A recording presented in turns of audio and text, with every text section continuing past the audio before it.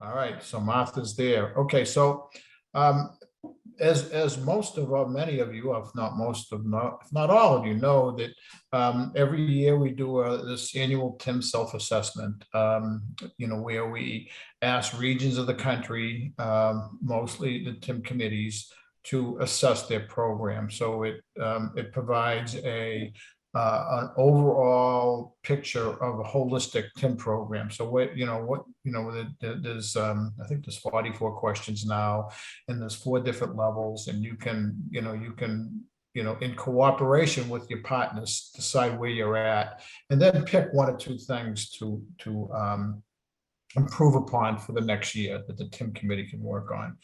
So in recent years, apparently there's been a misunderstanding that it's a requirement for certain metro areas, for the top 75 metro areas. It's never been a requirement. It's been a recommended practice. There's been some concern within the federal highway division offices about their workload and ability to coordinate the TIM self-assessments. And but so there's been a word put out that I am to make it perfectly clear that it's voluntary, especially for those especially for those division offices to facilitate. But it is a highly recommended best practice to conduct the annual TIM self-assessment. And we want to make sure that people understand that if you have a TIM committee, it's a very good way to run through the strong components of a TIM program and pick an action item or 2 from the self-assessment. You get a score afterwards. We'll send you a score, and the others will explain it a little bit further. So this year, after 19 years with the same contractor, there's a new contractor in place. Nothing against the former contractors, who were awesome. They were absolutely fantastic. A lot of you know who they are, but they were absolutely fantastic and have done a great job over the past 19 years. Just the way things worked out, with the new contract, we were able to put a new team in place, which has its own benefits, right? There's new perspectives and new and sort of maybe some new ways of doing things, and we've always been in a position to do the to try to ease the burden on who's ever leading that exercise with the TIM self-assessment. So it's an opportunity to keep your program moving forward, and it's a great exercise for, like I say, for that TIM committee to go through, so that some of your partners understand the various aspects of a TIM program that they may not realize. They might think a TIM program, we've heard it in the past, TIM program is the service patrols, or TIM program is training, and it's much more than that. We all know that, right? So and that and it also gives you a baseline or a feel for where you are at compared to the rest of the nation as a region. So with that, Martha, what do we have for our next slide? Is that me? Oh, I did want to say, so today we have Martha Eddy, who is the project manager for this, for Battelle. And then an old friend Brian Purvis has been a friend of ours for a long time here at Jim and I, long before we were in our current positions, is sort of like the technical lead. And then Greg Bog, I'm going to butcher your name, Greg. I'm sorry. Well, Greg is sort of like the technical software guy that's going to help us with the tool. And you'll hear from all of them in a minute. And I need to stop talking, but you see the agenda here that we're going to be talking about today. So Martha, I'll hand it off to you. And yep. Okay. Thanks, Paul. My part is very short and sweet. It's just going over the agenda. So as Paul mentioned, this is a voluntary tool, but at the same time, it's really important for you guys to help us by filling it out. and so that we can figure out areas that we need to maybe focus on a little bit more. So as Paul mentioned, from AECOM, we got Brian Purvis. He also works for Georgia DOT, and he's going to be taking it from here. And then I'm going to turn it to Greg Baumgartner, who is also with Battelle. And Greg is the person who's been working or leading the development of this new online tool.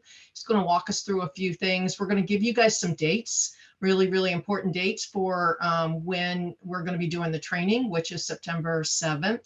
And when we're going to go live, go live is September 8th. Historically, I believe it's been September 1, but we're going to be going live on the 8th, and we're going to have the training on the 7th. And we're going to walk through a few things like user input. How do you get pre-registered if you need to get pre-registered for filling out your forms and getting into the online tool and everything. We'll have lots of valuable information, and we'll make sure that these slides are presented at the end of the day. To the NOCO site, I believe is where they're going to be published. So with that, I'm going to stop my video. I'm turning it over to Brian, and Brian, go to the next slide. Thanks. Yeah, appreciate it. Thanks, Martha. So yeah, just big picture, you know, I know they said it's not mandatory, but it is a incredible tool. What gets measured gets done. So as we look at this, last year was a banner year for this program, for the self-assessments. We had 93 locations that reported in 2021. The overall average score was really good. It was 72.4%. So if you're grading yourself, you know, we're right there in the high C, low B range as a nation. A lot of programs have been going for a long time. Some of them are just coming on. So there's currently 2 different versions of this self-assessment that are out there. There's one for the top 75 metro areas, and then there's a separate one for the rural and emerging TIM. So we're going to be doing some training on how to identify which one you want to do. You know, big picture, there's 41 questions on the metro one, 32 on the non-metro. If you don't have a safety service patrol, if you're not doing a lot with data and you know, things like that, then performance measures and stuff like that, then you probably want to do the rural and emerging one. But next slide. But you know, 93 is a lofty number. We would like to see that go up. I manage a rural program in Georgia. I manage the G.Champ program, and these kind of reports really help us stay on target. So the purpose of this self-assessment tool is, you know, it's something that's easy to put together. We would hope that you would get a full TIM team, you know, do this in one of your regional meetings, and you'll have a couple months to do this. So if you go ahead and start thinking about it now, that's why we're talking about it today. It is an online tool. If you absolutely have to do it manually, there'll be a backup to do that. But really, the automated process and the online tool that we're developing will be the way to go.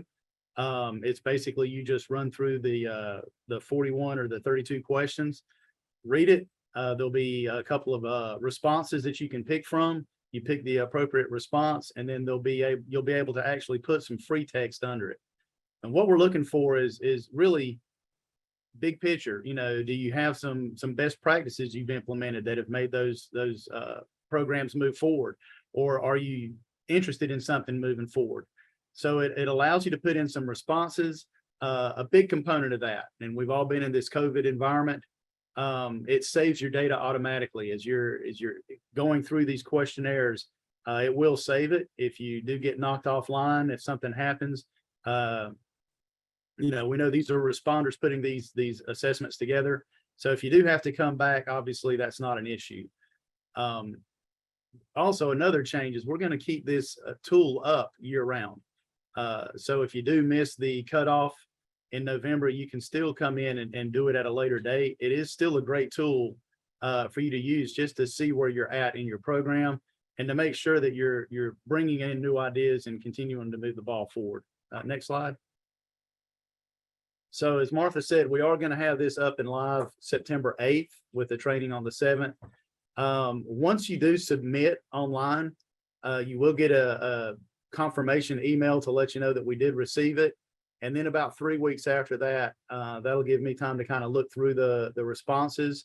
and give you some feedback on it. Will be tailored to your individual inputs. And then at the end of the year, so we'll finish these up in November. The end of the year, we'll go back and do a summary of results, provide that back to FHWA. Jim and Paul and Tim will come back and, put together some slides and give you big picture analysis of what's going on and maybe probably one of these types of scenarios. Next slide. So this is kind of our timeline.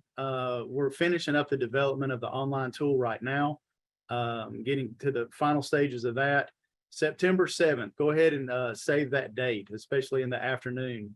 We're sending out, if you've done this self-assessment, if you did it last year, we've already got your names and email addresses, and we will be sending out a notice to you to do it again.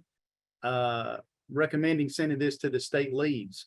If you know, and I showed you the map earlier of the 93 that did it last year, if you know of regions that did not fill this out, especially if you've got rural areas, if you've got a new TMC that's come online, go ahead and start filling this out and assessing your program and get on the list, and we'll push that through the state leads and let them distribute that out. September 8th, this tool will be live. That is the link that you can use, and you can pull that off the NOCO site this afternoon. Do like I did this morning, click it, and it will not be live. It will be live on September 8th. And then in November, we'll have from September through November, we'll get all the assessments together and get the responses back out, and then get the end of the year, we'll get you the bigger assessment of the entire nation and kind of give you an idea of where everything stands. So with that, I'm going to push it forward to Greg and let him talk about more of the technical side of it. Thanks, everybody.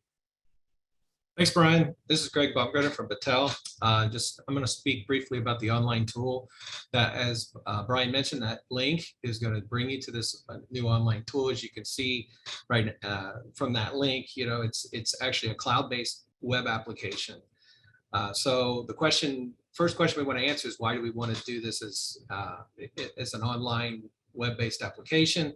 Well, it's really designed to be a little simpler process for both you, the responders, and for the facilitators, and of course for the FHWA folks like Paul, to lighten the workload for everybody. Because what we really want are the results, obviously, of this tool and the responses, and not so much have to have a big process to interfere with all that. So it is designed to be very seamless and automatic, where you don't need to do manual entry.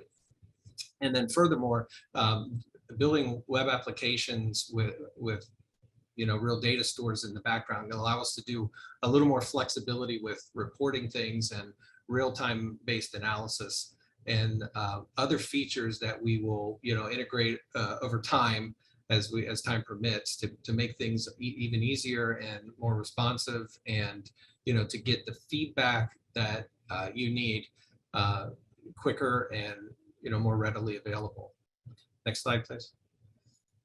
So we're going to look at an example. We have the live system in the cloud, but it's still going through testing. So what we did instead was we put these little GIFs together to show kind of what it's going to look like. So the first thing you're going to ask when you start the survey is who has been involved in this self-assessment. So it looks, and you'll see a lot of these look exactly like the form from previous years. That is intentional.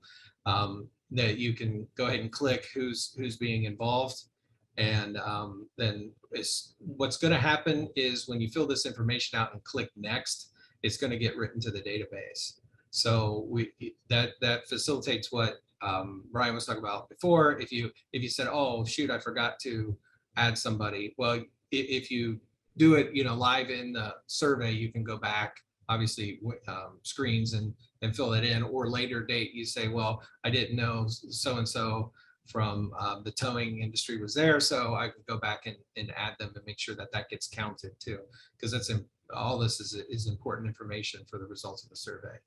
So next slide, please. So once you put in your stakeholder groups, you're going to get a list of sections, and you can see the top bar there shows like a progress. So this is broken up into a number of pages. And again, these questions are going to look a lot like the survey that you've seen in the previous years. The difference is, the main difference is, you'll notice that we're not forcing the respondents to understand the scoring system. Not that it's complicated, it's just, I view it more as a distraction. What we really want is that, to fill in these answers based on where your program fits as an answer to this question. So you're given 4 different examples. And, if there's any criticism, it might be that these are verbose and we might have to shrink them a little bit to some more terse examples. But the idea is these came right from the previous year's survey instructions. So you can look through those. You can click on which one best fits your program for each of these questions. The red indicates that your survey is incomplete, right? You haven't answered that question. And then the green indicates that you have. You'll also notice that, and I'm trying to remember if this is in this video, but there are now free-form text fields at the end. So when you go through and answer these questions, there may be reasoning behind your answer, or you may be unclear about something and you want to just give some feedback to the program leads about why you answered that question, or give supplementary information about what important things related to that question. So those text fields will be available for you just to type something in. They don't get scored. They're just informational, to push it two-way communication, right? Push back towards the program leads for that, for why you answered that question. And then of course, you're going to click next to go from page to page to page. Next slide. Once you're done with the survey, as you see, all the green lights were lit up, everything was answered, then you'll get a thank you screen. The other thing that will initiate is an email being sent to the email that you registered in, that will give you a summary results. As Brian said, that'll come like almost immediately. And then then he will also get a copy of the results and go through them and give personalized feedback, which will take a little longer, in the neighborhood of 3 weeks or so to get those back. But with the email that you'll get back will include like a preliminary final score, where you'll see, where your program falls. The other benefit to not adding the scoring here is, you're not necessarily biased by, scores from where you think, the number lies or whatnot, but should give a much more realistic version of what the score will look like. And one of these results, including all the scoring, is going to be in the database. And so one of the things that we will add at some point, once the survey goes live and we get data, is some quick summary results of, those program, those different TIM committee areas. It's like the map was showing earlier that Brian had shared, to give some sort of feedback to say where we are, as the whole nation goes. Next slide. The registration process is pretty simple. There will be a link there if you want to register. The one thing we decided to do, which would help, is to take the users from the 2021 survey, everybody that had submitted a worksheet, and we're just going to pre-register you, and you'll get an email that allows you to set up the password and everything, so you don't have to go through this process. But there are others that may not have done this before, or didn't have to go through it for the first time. So they will go ahead and click on the registration link. The registration does require us to approve it, which is just a limitation in the tool. But you go ahead and put your name and your email. We say, okay, you're ready to go, and then you'll have immediate access to the survey. And your data, like your organization information and your addresses, can be updated by yourself when you go in for the first time. Next slide. There's other functionality that is going to be available in this tool that just happens to be there because of the actual nature of the web tool that we're utilizing here. So things like messages and documents are important because we can pass some data back and forth. But also the key one here is going to be user guide and instructions. So you guys won't be flying blind on this particular survey. You'll be able to reference the user guide online so you can see it as you go through the survey results. There will probably also be a link to the training if we see fit and get it recorded and it all looks good, that you might be able to reference directly from this website as well, and some general announcements that we can take advantage of. Next slide. We have the training again set for September 7th. That's obviously approaching fast. So we will have that webinar link up as soon as humanly possible. And part of that will be providing the findings from the national survey results from the past 3 years, at least, and then some more focused again on what this tool looks like in the process that you have to go through to do that, to fill it out. Next slide. Here are our contact information. You can reach any of us through email, or if you have direct questions for today, I can try to answer them in the chat window. Thank you. Hey, Greg, there was one question that I saw that came in that who's going to be approving the registration? That will be, but Battelle has access to do that. Myself and colleagues, Martha probably can do it.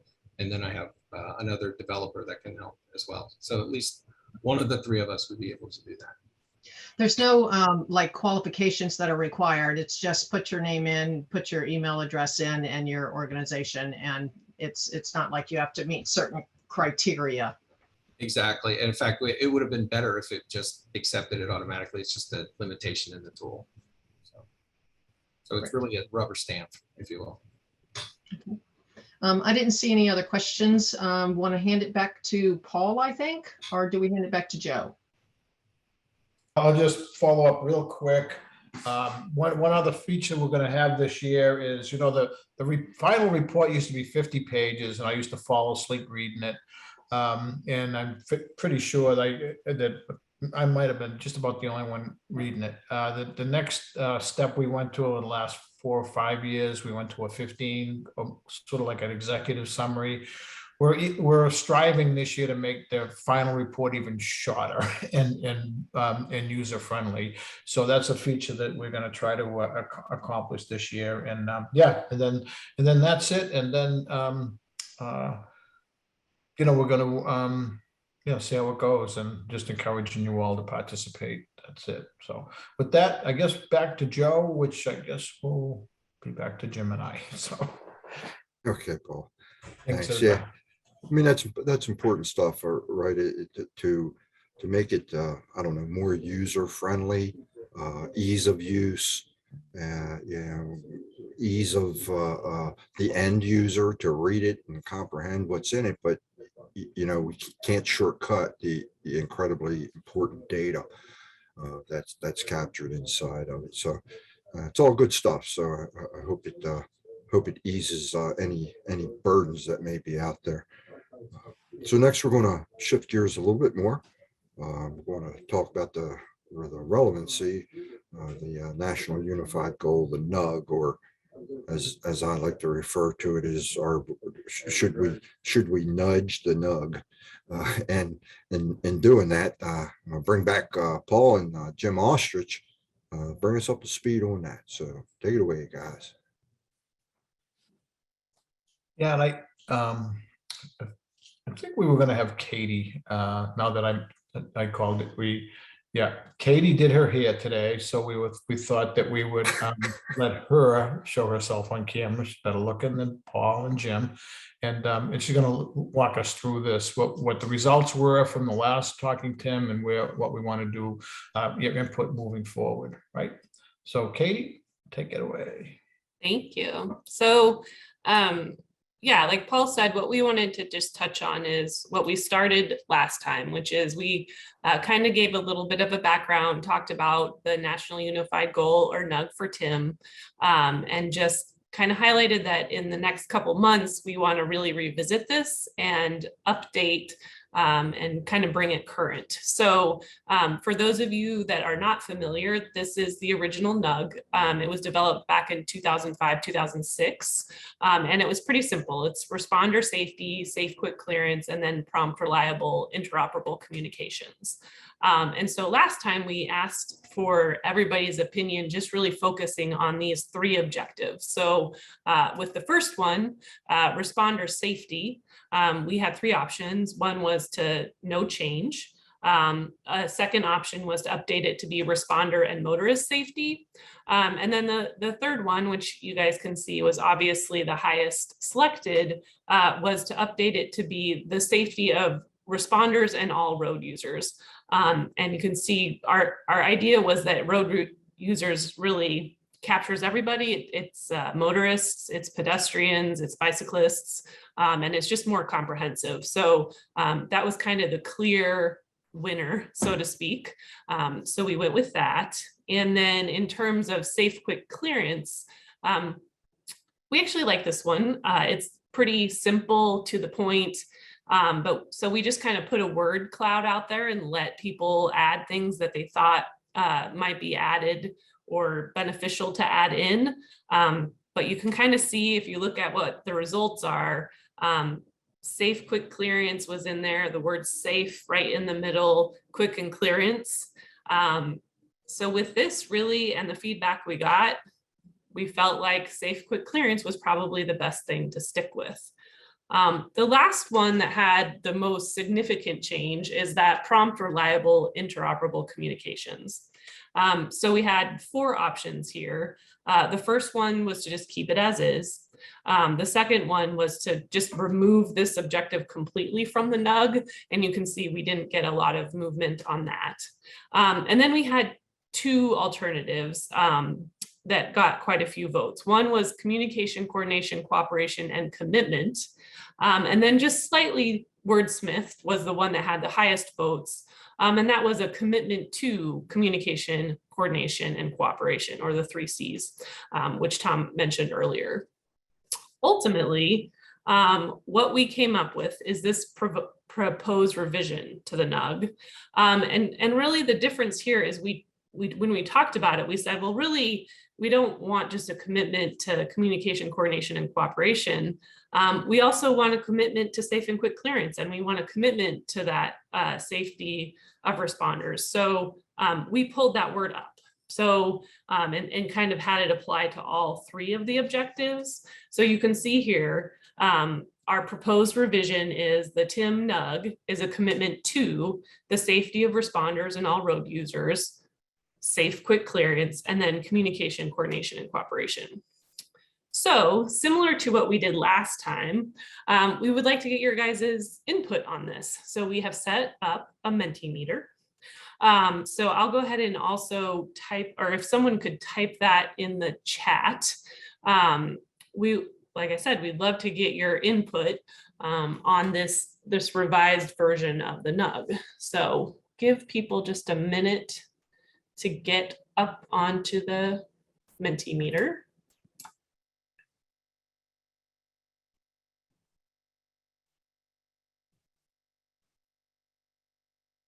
And then I'll kind of bring this over.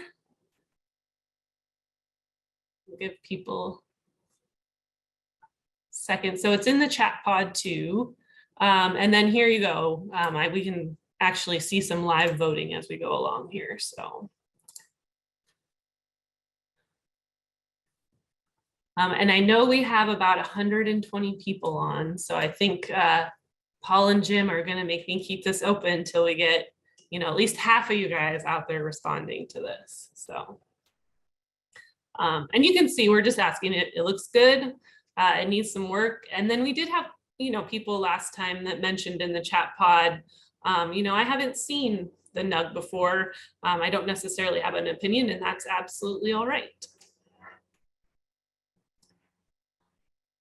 And the only other thing I would offer for some of those that are selecting needs work, which is great. But if you have any suggestions, we'd love to see those in the chat pod as well. So just let this go just a little bit longer.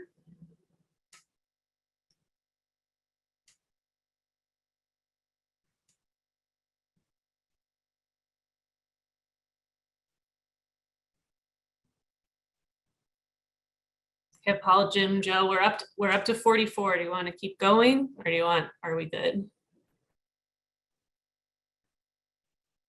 Seems to me that there's a lot of lazy people up here. We're only at 44 and there's 129 people on, so come on. Come don't on, be like folks, me. come on. At least get half. You know, we want this NUG, the national goals. This is our goal, right? It's not Paul, Jim and Joe's and Katie's NUG. It's the nation's NUG. So we want your input, and that's important. And we want to be able to sort of say it was a sort of a national effort. We're going to be running this by a few other groups, our executive leadership group for one. So it's not the world according to us, but it's everybody. So I want you to be a voting member here. So even there's a couple of more questions coming up. So if you hadn't had a chance to, get on, let's get going. So, all right, we got more activity now. 56 or so. Okay. Just about at half, just a couple more. So one more and we'll get there. Ah, perfect. All right. So thank you everybody for voting.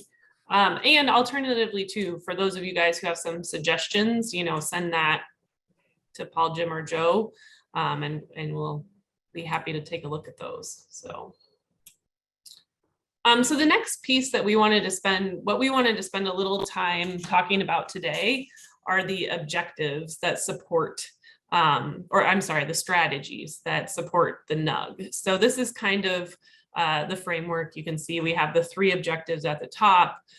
There's 12 core strategies, and then there's actually 6 cross-cutting strategies. And I'm going to go through those really quickly just so you guys have that background information.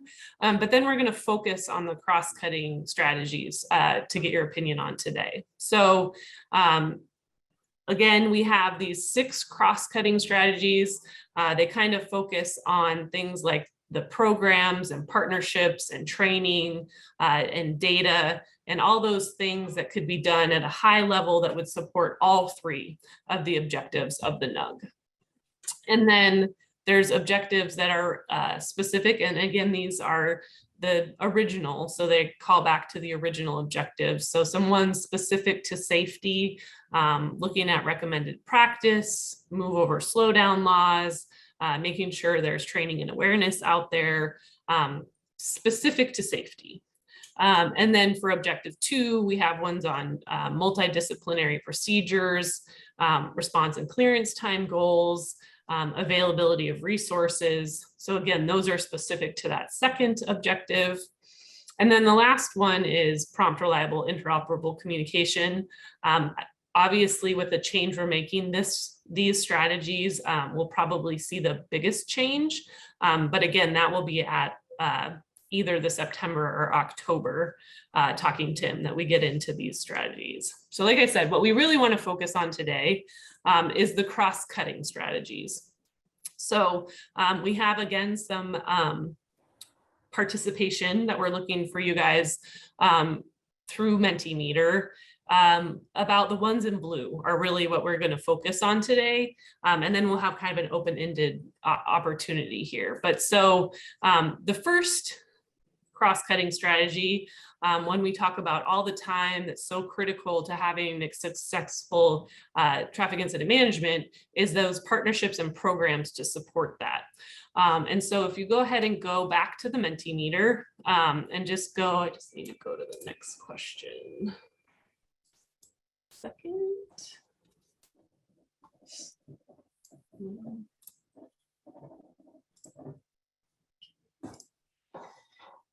So now we should be on to the next question. And again, it's the same Mentimeter, same code that we were on before, is we just want to look at some alternatives to that TIM partnerships and programs. So the first one is to just say, let's keep it the same, no change. We want to focus just on partnerships and programs.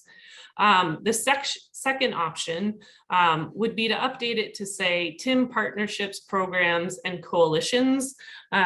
We've really been using that word coalition to kind of, you know, cover everything. Committees, sometimes they're called task force, sometimes they're called TIM teams. And we're trying to just use one word for that so we don't end up with a slash of 6 different things that they're called. But again, it's just updating that to include specifically calling out how important it is to have those coalitions and those groups that are meeting together on a regular basis. So, and again, we have another option here for you guys.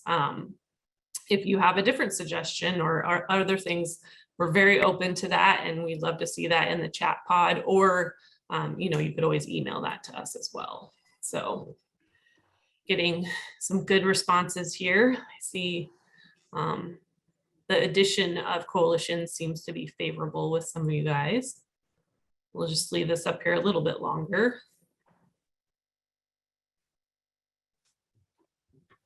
Yeah, we went back and forth, right? Katie and Jim, Joe, we talked about, you know, the committee, the word committee is used, and the word TIM teams is used.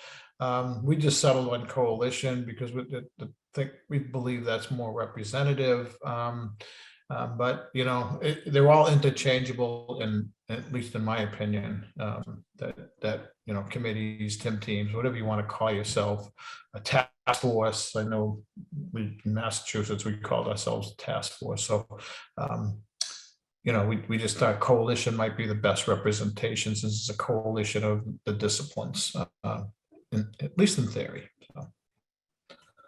Sorry, Katie. No, that's great.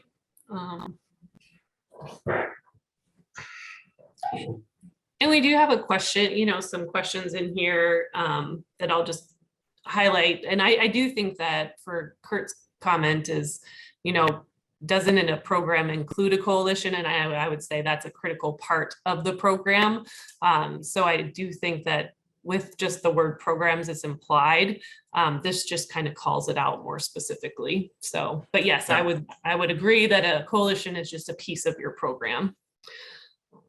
So I think we're just trying to highlight. Yeah, I would agree. I would agree, but we've had that confusion in the past, right? That people aren't clear that your committee is an important part of that overall program, and in many respects, the committee is representative of the program. So we've had that issue in the past. So. Okay, well, thank you guys for voting. We just have a couple more we'll go through. And so when we go back here to the strategies, the second strategy is multidisciplinary NIMS and TIM training. And honestly, we didn't see a need to change that at this time. I think it still is really important. Obviously, the TIM training is a huge priority, and we think that's, you know, remains to be critical. For each one of these, there'll be a more longer explanation of each. That piece of it probably needs to be updated and is out of date. But that high level pushing the training, again, we didn't see much need to change. So we wanted to go on and look at the third strategy, which is goals for performance and progress, which we think is really critical. But we also know there's a huge push, and how do you measure that goals once you set a goal for performance and progress? And so that's where we had added data collection, analysis, and reporting. So if we go on to this, onto the next question, really we're looking for, you know, what do you guys think about the goals for performance and progress? Should we keep that, no change? Should we replace that with data collection, analysis, and reporting? Or should we add? Should we keep both? Should we keep that, we need to have the goals and then we need to work with the data and have, basically now we'd have 7 cross-cutting strategies instead of 6.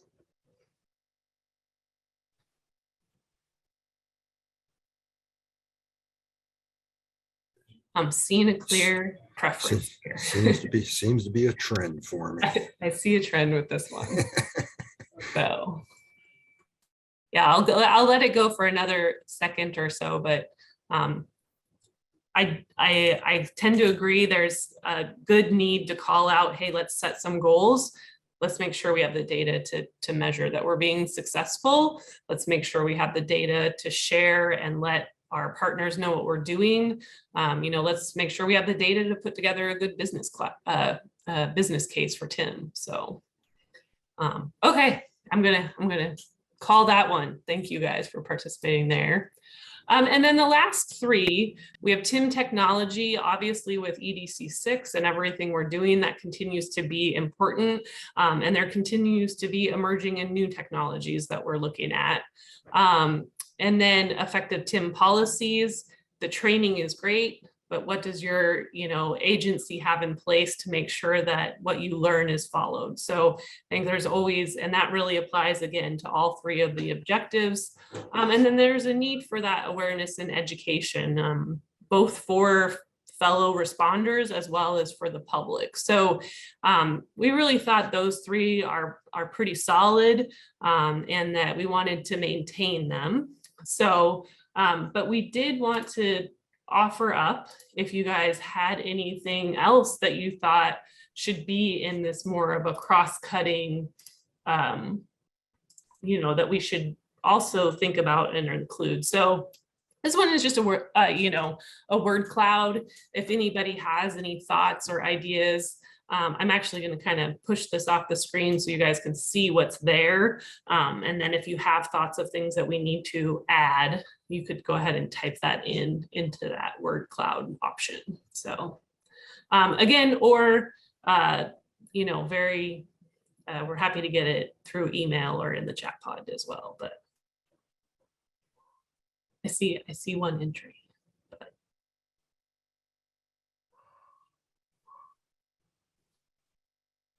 Yeah, and we'll just give people just a minute if they want to think about it. I know free text is always a little bit harder than the other.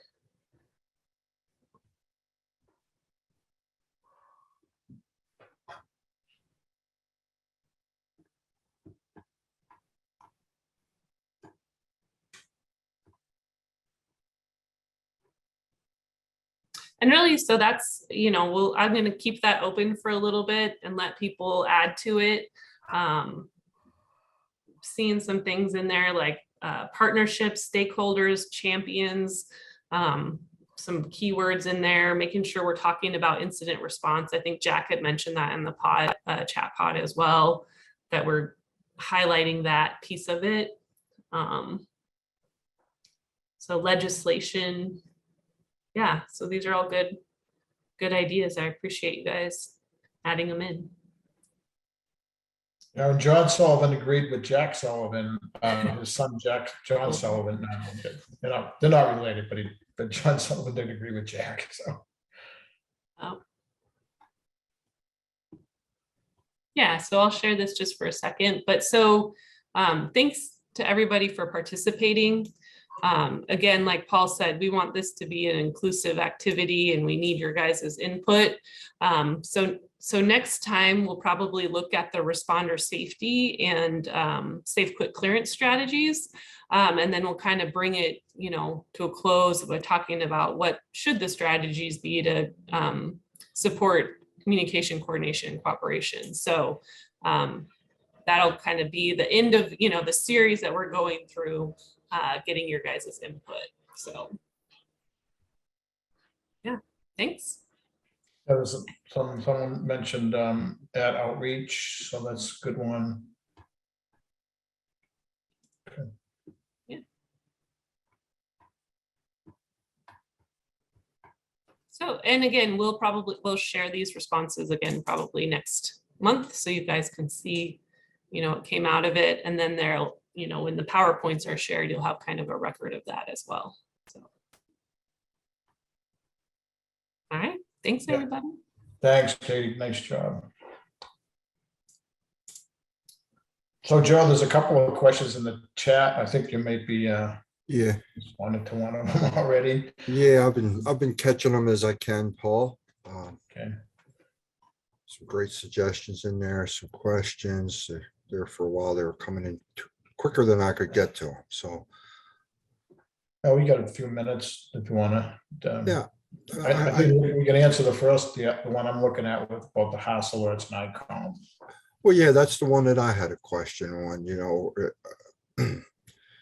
or the original question was an automatic alert system to 911. Oh, And I see. Okay. right, where vehicle crashes, sends alert, like OnStar airbags deploy or something like that. It goes to an OnStar operator who then relays the information to the appropriate agencies.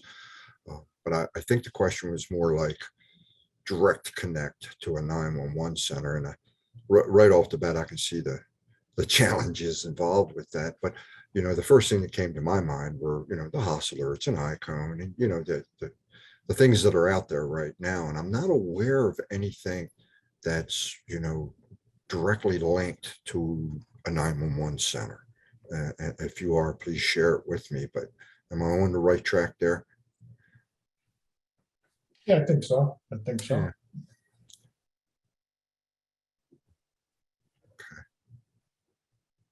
TJ had a question. TJ, our friend from Nebraska. And when is the new training being released? Jody, Jim, you have a better answer than I'm going to give, which is sometime late fall. I don't know, Jim. Yeah, Paul, I've been telling everyone before the end of the year, our Okay. challenge is, as usual, the long process that is the public affairs review that we have to adhere to. So we've been saying fall, and fingers crossed, maybe we can have it by, October-ish, October or so, but fingers crossed. Yeah, we're pretty close to ready, right? I mean, we're submitting them, right, Jim? You're submitting them? Yeah, Paul, but you know what Yeah, no, it's what I'm saying is it's close from our end. Now it gets out of our hands and goes to public affairs. Right. So if you think about the months and how quick things are moving. Get that question a lot though. Thank you. Yeah. Hey, Paul, can I pull back another question there earlier on Sure. from TJ and was talking about the self-assessments, and the question was who approves the registration? Yeah, right? glad you did. Yeah. And then he followed that up, right, with, okay, so who gets approved and who has say in it, right? So I was wondering if we could address that, because it seemed to me, it caught my eye. Yeah, it's a good question. And I don't know that we've thought it through, because this is the first time it's actually self-registration in advance. So that's a good question, TJ. We'll bounce it around. But yeah, I think so. Just off the cuff here, thinking that, if someone from Nebraska other than TJ is on there, then maybe we need to have a discussion. We know most of we know who has submitted them last year and in previous years. And we also know who the leads are in the states, right? So, I would know enough to maybe, if we had a question, to reach out to somebody, like in Nebraska, TJ, reach out to you. So we would, I think that's what we would need to do. And for the self-assessment team, contractor team that's on, I think we need to keep an eye on that. If we have multiple, it seems like multiple people for, certain locations, then we might want to just check in on that. So, but, the more the merrier as far as we're concerned. If someone wants to lead a self-assessment in an area, that's good, we think, but maybe we're missing something, but it's a good point, TJ. We'll keep an eye on that. There you go. Well, clock on the wall says 3 p.m. Paul, Jim, you Have anything additional, closing remarks or? I'll just say, nope, thanks. I would think it was a great talking, Tim. We had a lot, we love that input. We love that Mentimeter phone. We've always tried to find a way to become interactive, and a lot of you did, at least half of you did. So appreciate that. Jim? Train, train, train. Come on, everybody. Let's go. Get those numbers to us. Come on. We know you've trained or you forgot to log them in. Either train somebody or give us the data. Bye. Got 3 Don't weeks. forget Paul's challenge. Yeah, this is the challenge. There you go. National Tim Challenge. Yep, there you go. Hey, thanks all the guests, and thanks for our speakers, and to NOCO again. Wish you all well. Please join us again in September, and stay safe. Look forward to talking to you. Thanks again. Thank you.